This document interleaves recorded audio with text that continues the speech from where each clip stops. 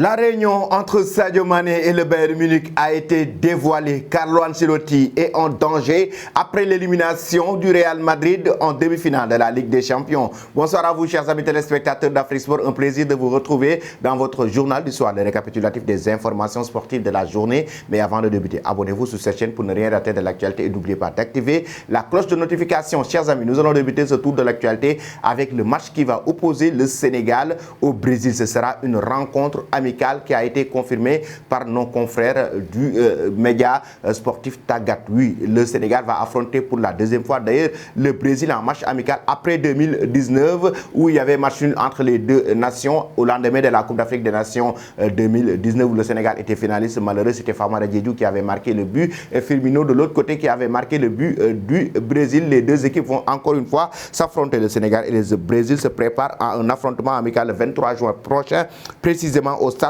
Alvalade de Lisbonne. 50 000 places au Portugal. Un accord a été fait conclu entre la Fédération sénégalaise de football et la Fédération brésilienne de football pour la tenue de cette rencontre qui était pressentie depuis un moment, révèle Tagat. Après cela, chers amis, nous allons parler d'un joueur sénégalais. Il s'agit d'Amara Diouf. Son passeport a été dévoilé. Beaucoup de spéculations, beaucoup de rumeurs concernant le jeune joueur sénégalais qui est le capitaine de l'équipe nationale U17 d'ailleurs qui va affronter le Maroc en finale de la CAN U17 ce vendredi. Oui, son passeport a été dévoilé du moment où il y avait beaucoup de critiques qui tombaient concernant ce jour et les spéculations concernant l'âge de ce joueur, le jeune adolescent qui occupe actuellement la première place des buteurs de la Coupe du Monde U17 serait bel et bien né en juin 2008. Comme vous l'avez vu en image, son passeport a été fait en 2008 et le jeune joueur a eu l'âge qu'il joue avec cette équipe nationale U17, c'est son âge réel, raison pour laquelle d'ailleurs certains étaient en train de juger sa précocité par rapport au talent qu'il a. Est-ce qu'il a 14 ans réellement? Et oui,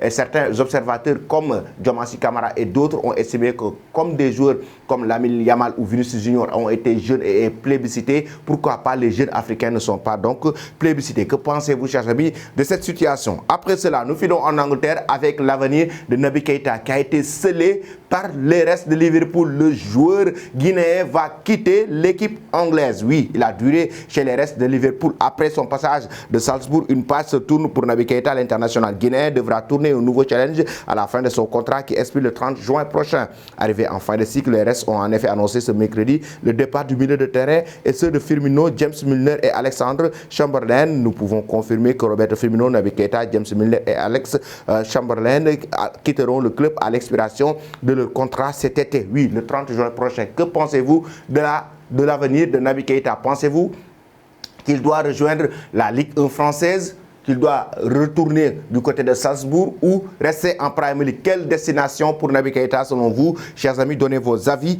en commentaire. Après cela, nous allons parler maintenant du côté du Bayern Munich de Sadio Mané, le joueur sénégalais. Encore une fois, les rumeurs qui continuent, les spéculations qui continuent. Fabrizio Romano est encore une fois revenu dans cette journée pour évoquer la réunion qui a existé entre la direction du Bayern Munich et Sadio Mané. Oui, pour parler de son avenir et mettre les choses au clair. Et selon le journaliste de Sky Sport, très suivi et très réputé, Sadio Mané va bel et bien rester au sein du club bavarois malgré les rumeurs qui circulent comme quoi que oui, il y a des équipes qui sont en train de le convoiter, certes, mais le joueur sénégalais n'a pas donné son aval et compte rester au sein du Bayern Munich pour faire ses preuves, mais aussi pour remporter des titres avec cette équipe de Thomas Tuchel où il est bien aimé.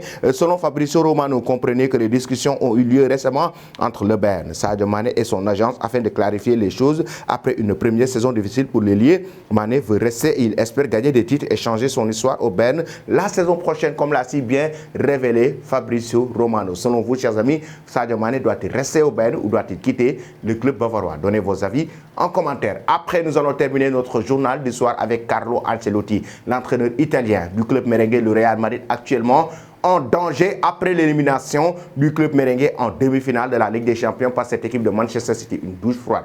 4 buts à 0. la grosse gifle de cette équipe des Sky Blues de Pep Guardiola face à cette équipe du Real Madrid. Et après cela, certaines légendes du club merengue estiment que Carlo Ancelotti devrait quitter. Mais la presse madrilène, la presse espagnole informe déjà que Carlo Ancelotti est actuellement en danger du côté du Real Madrid parce que la direction est en train de voir s'il va continuer l'aventure ou s'il va arrêter l'entraîneur italien après sa grosse désillusion, après la grosse défaite face à cette équipe du Real Madrid. D'ailleurs, Fabio Capello, une légende qui a été entraîneur au sein du Real Madrid, estime que Carlo Ancelotti va donc quitter et il estime qu'il devrait carrément récupérer l'offre venant du Brésil pour aller entraîner l'équipe nationale brésilienne. Ancelotti devrait accepter l'offre du Brésil, a expliqué la légende italienne sur Sky Sports. C'est une défaite très lourde pour le Real Madrid maintenant.